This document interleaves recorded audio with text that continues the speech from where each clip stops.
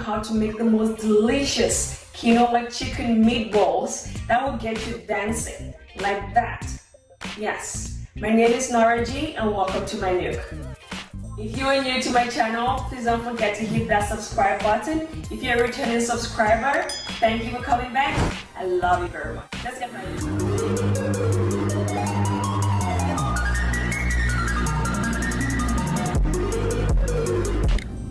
Welcome back again to my channel, and without wasting any more time, this is all you will need to make this delicious quinoa chicken meatballs. So I will be using some quinoa, ground chicken, zucchini, carrots, bell peppers, onions, parsley, green onions, garlic, eggs, olive oil, salt, and some seasoning to taste.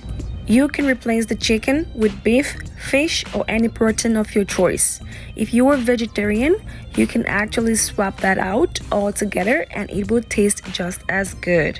I have declared my undying love for quinoa because it is so packed with nutrients, and it is no news or surprise that I'm doing another quinoa recipe, and trust me, there's many more to come. With that said, make sure to watch my other video on how to make the most delicious quinoa beef stir fry ever. So as you can see, I actually grated the carrots and the zucchini and also went ahead to dice the bell peppers and the parsley as well as the green onions very finely because we're going to have to mix this into the quinoa.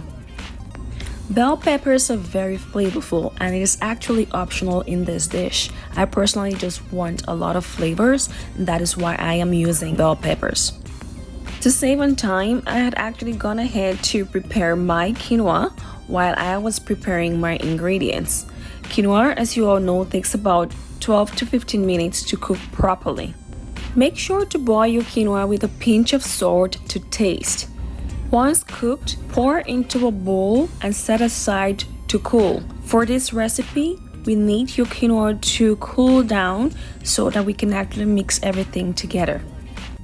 Now we will go ahead to prepare the chicken and the vegetables. For the chicken, because it is ground chicken tends to lump up when you're actually cooking it, so you have to constantly stir and mash that in the pot so that it actually breaks out.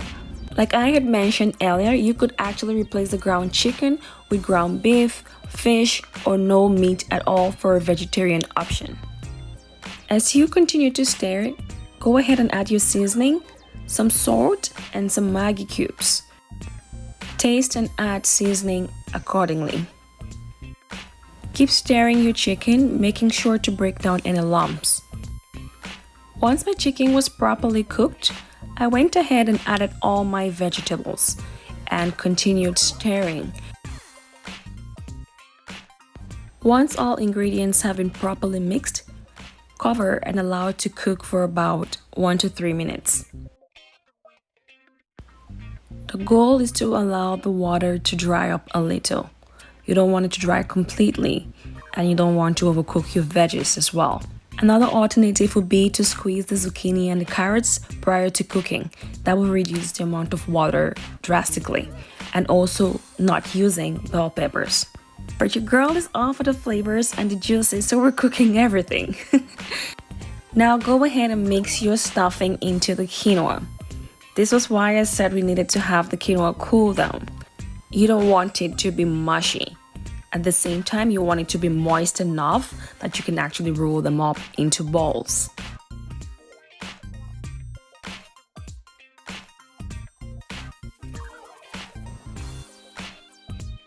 Once you've mixed everything well together, it is time to add our eggs. I will be using 5 eggs for this recipe.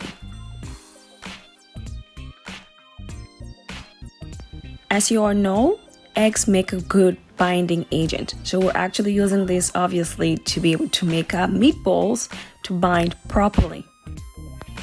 Go ahead and pour in your eggs, and now it's time to get into the business. I added some parsley, of course, to get some more flavor. Mix everything together properly. If you need to add some more eggs, by all means, go ahead. Go ahead and oil your baking tins. I highly recommend you use parchment paper if you're using this. Now it's time to make your quinoa chicken meatballs.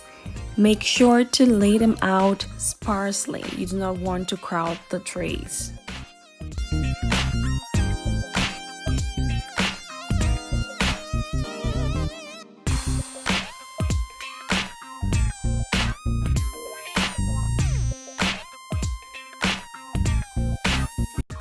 Our quinoa chicken meatballs is ready to be baked. Preset your oven to 400 degrees Fahrenheit and go ahead to bake for about 30 to 45 minutes. Be sure to check from time to time, and when it has baked for about 20 to 25 minutes, you flip them over and then allow them to bake to a nice golden brown. And voila, our quinoa chicken meatballs is ready to be served. You can actually serve this with some avocado, some sauce, some stew, and just about anything. You can also eat this by itself and it's just as yummy. I will be serving mine with some nice tomato sauce. This was insanely delicious, guys. You need to try this. Let me know in the comment section if you will be trying this sometime. And that brings us to the end of this video. If you did enjoy this video, please do not forget to hit that subscribe button as well as turn on the notification bell so you do not miss a thing. Also remember to hit that like button, and thank you again for watching. In the meantime, always remember to be your fun self no matter what life throws at you.